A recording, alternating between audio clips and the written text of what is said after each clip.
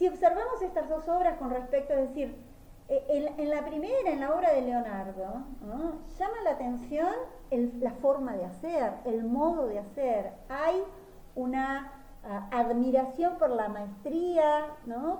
Bueno, Leonardo inventa la perspectiva aérea, construye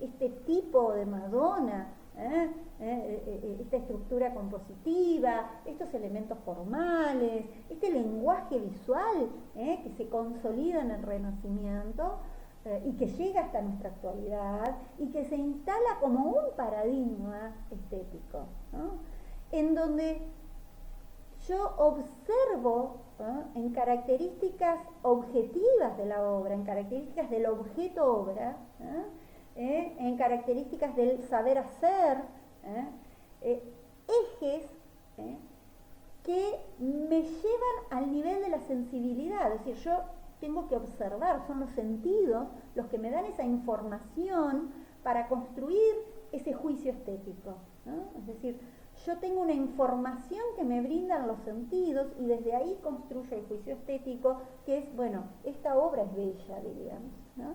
Ese criterio de valoración de belleza. Pero, ¿qué pasa con esta otra obra también de Duchamp, la rueda de bicicleta, ¿no? Una rueda de bicicleta sobre un banco en donde no hay nada que me destaque la maestría de Duchamp, sí el pensamiento. Entonces, cuando hablábamos recién de ese placer teorético del arte contemporáneo, tiene que ver con esto. Es decir, no es por esa información que me brindan los sentidos que me produce ese sentimiento de placer estético.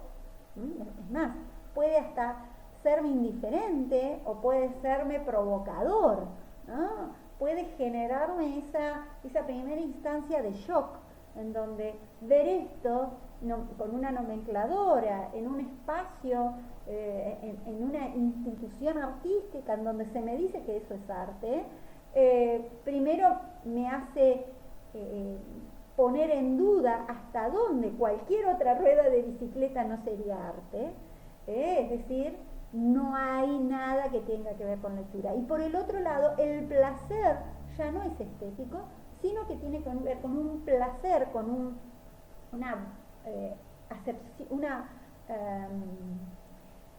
goce de ese objeto que tiene que ver con un goce teorético, ¿no? En donde hay una reflexión, ¿no?, y el goce se da en esa reflexión, ¿no? Hay una búsqueda de por qué, para qué, desde dónde, qué concepción de arte, qué me está haciendo poner en duda. Y me está haciendo poner en duda justamente esto que decíamos, este objeto, ¿no?, tiene que ver con una construcción y una puesta en tensión en esta primera etapa, de estas primeras vanguardias históricas, de la institución arte. El shock sobre lo que es una obra de arte y el shock sobre el lenguaje y la comunicación, romper esa comunicación que naturalizaba el hacer la obra, ¿no?, y empezar a plantear una discontinuidad entre el significado y el significante. Y entonces, cuando estamos mirando ese par de zapatos, cuando estamos reflexionando sobre eso útil, es decir, lo útil es un ser de confianza, ¿no? Es decir, yo no estoy reflexionando todos los días sobre los zapatos que me pongo, no estoy sino cuando empiezo a pensar en los zapatos, cuando me duelen los zapatos, cuando están rotos, cuando me molestan, entonces dejan de ser útiles en ese caso. Entonces ahí vuelva, pero si no, las cosas son cosas en tanto son útiles y exceden, se evita al naturalizarlas toda reflexión, ¿no? Es decir, no hago una reflexión sobre la confección del zapato, ¿no?, sino que empiezo a reflexionar sobre la esencia del par de zapatos a partir, ¿no?, de esa obra de arte. Es decir, lo que hace Van Gogh es mostrarnos esa esencia de ese zapato gastado que habla de el trabajo de la labriega, porque, ¿no?, sería el trabajo en el campo, el deterioro, pero a su vez también el cansancio, el deterioro, la vida cotidiana, la vida ajada, ¿no? Y aparte con esa luz dorada, ¿no?, que de alguna manera hasta santifica esa institución, ese modo de comprender el trabajo de esa cotidianeidad. Pero aparte con una fuerza expresiva que sí o sí empiezo a observar y a reflexionar sobre esa vida campesina, sobre esa vida de los menos, diríamos, adinerados, porque requerían de construir y que requieren de ese trabajo que se ve en ese momento de descanso cuando se sacan esos zapatos, ¿no? Entonces, la obra de arte nos hizo saber lo que es en verdad el zapato. Y en este sentido, habla Heidegger de que la esencia del arte es un ponerse, un asentarse, un ponerse en operación la verdad del hombre, ¿no? La obra de arte como un acontecer de verdad. Muestra lo auténtico, muestra la verdad. En un mundo en donde se vive permanentemente, desde una mirada muy crítica, va a decir Heidegger, en el se dice, en donde no habría, no hay quizás una búsqueda de la profundidad, ¿no? En ese mundo del se dice, en ese mundo que se naturaliza todo y que no se reflexiona, no se profundiza, lo está diciendo en el 30, en la década del 30, lo está diciendo casi 100 años atrás, estamos en el 21, en ese mundo en donde se vive en el se dice, en donde los seres humanos toman vidas inauténticas, el arte viene a poner un coto y a mostrarnos la autenticidad. El arte viene a hacernos reflexionar, a quebrarnos esa cotidianidad, ¿no? Entonces, ahí aparece esta fuerza que tiene este arte contemporáneo y este eje que, ¿qué verdad me está eximiendo y acá está otra imagen de estos zapatos rojos, ¿no? Vinculado a los tantos femicidios en Ciudad Juárez, pero que luego han tenido, esta instalación se ha ido desarrollando a lo largo de distintos países, esta instalación de zapatos rojos, en donde, bueno, juega con esta ausencia del dueño del zapato, de la dueña del zapato, este zapato femenino que apela a esa mujer, que en el caso de Ciudad Juárez, la mayoría eran prostitutas que han ido desapareciendo y que se han encontrado fosas, incluso ha ido el grupo de medicina forense de Argentina que se conformó a partir de los desaparecidos y que han ido a trabajar a Ciudad Juárez en México. Entonces, para no irme más de tema, este eje que tiene que ver con esta parte ligada a la ontología del arte, tiene que ver con qué busca hacer, qué presenta, qué muestra esta obra de arte. Sí. Compartiendo esta obra, el Guernica de Picasso,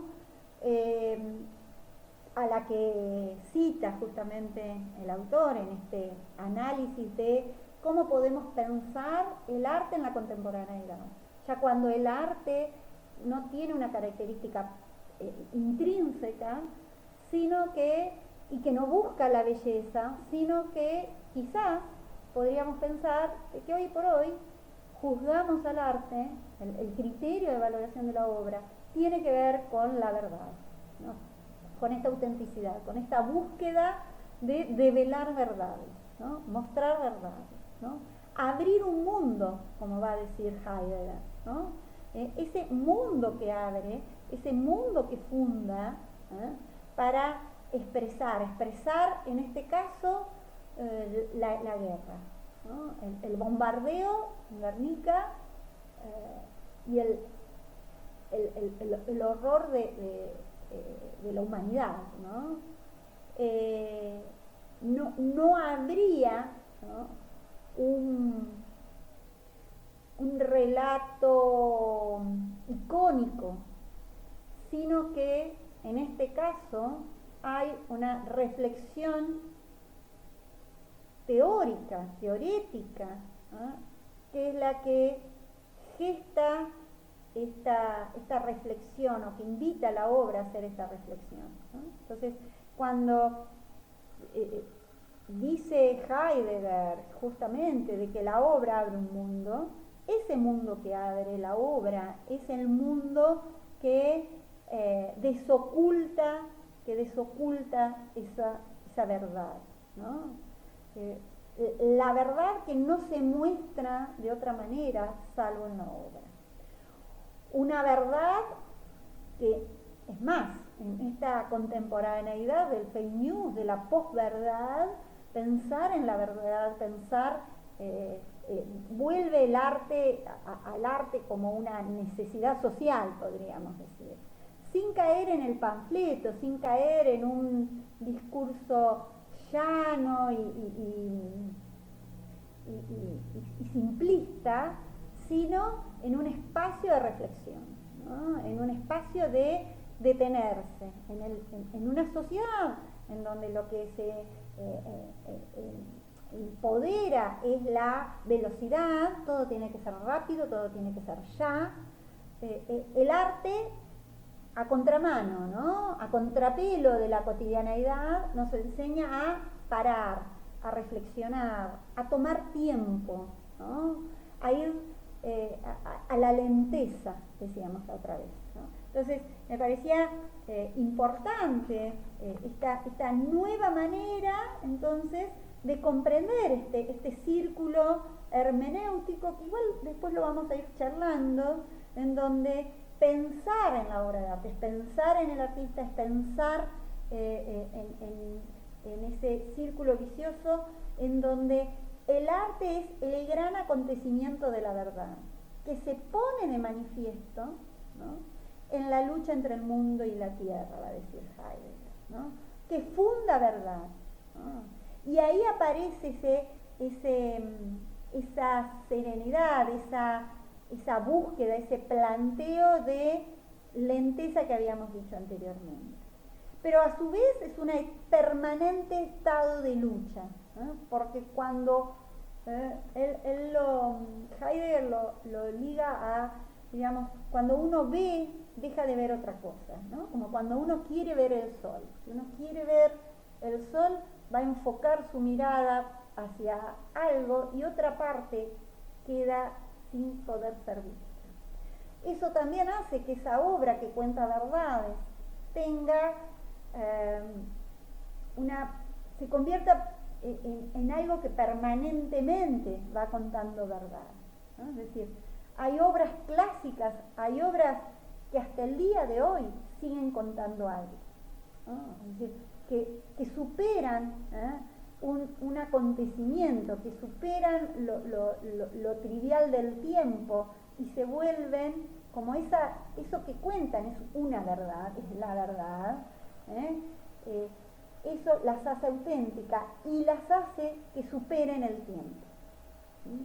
Bueno, la semana que viene lo vamos a seguir charlando. Yo lo que hago es invitar a que lean el texto.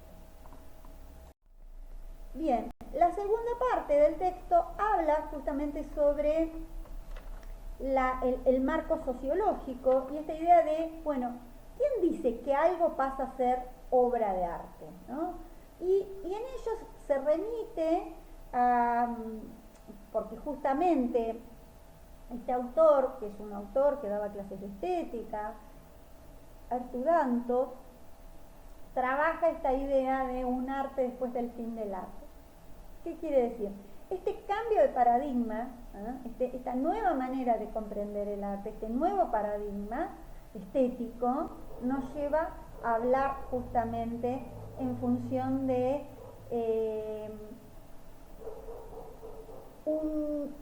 un objeto que no tiene nada que ver con la hechura, decíamos, pero también un objeto que puede ser obra de arte, pero puede ser cualquier cosa también, ¿no? Entonces, no hay nada en el objeto en sí que lo vuelva objeto artístico, sino que tiene que ver ese objeto artístico en tanto hay una cadena de significaciones en donde implica el lugar donde está presente, la crítica que lo instala a ese discurso, de esa fundamentación teórica, diríamos, de la obra, ¿no? Empieza a aparecer esta nueva manera de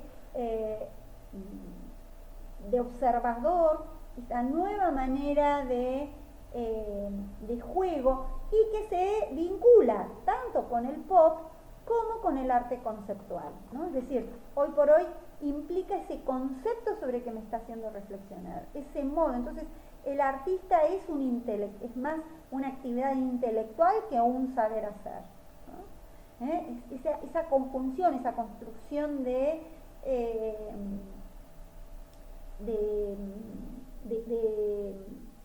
montaje, decíamos al principio.